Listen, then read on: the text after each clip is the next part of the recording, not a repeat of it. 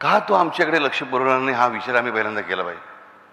आम्ही काय ह्याच विश्वासामध्ये जगत राहतो की लहानपणापासून ठासून जे भरून सांगितलेलं आहे की अमुक केलं तरच देव कृपा करतो, तमुक केलं तरच देव कृपा करतो, हे पहिल्यांदा विसरा राजा.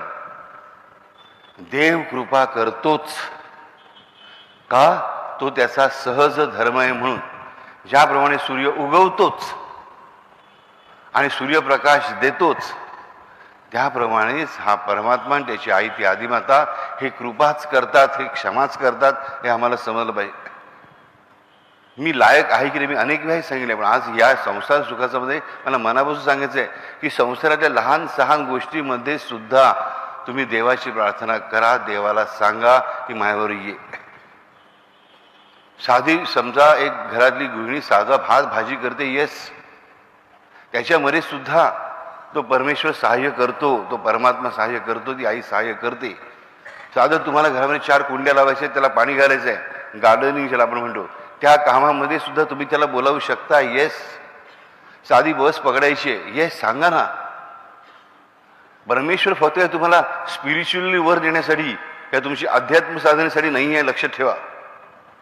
आमची एक मोठा समज करून दिलेला आहे की परमेश्वराकडे जाणं आणि सद्गुरूकडे जाणं म्हणजे काय, तर फक्त आध्यात्मिक चिंतन. आमचा आध्यात्मिक प्रवास चांगला होऊन, अरे खोटा आहे हे जो कोणी तुम्हाला सांगत असेल तो खोटारडा आहे, 108% खोटारडा आहे. आणि या 4 वेदामध्ये प्रत्येक प्रार्थना हेच सांगते आम्हाला की परमार्थाचा प्रवास करायचाच आहे, पण प्रपंच सुद्धा सुखाचाच करायचा आहे.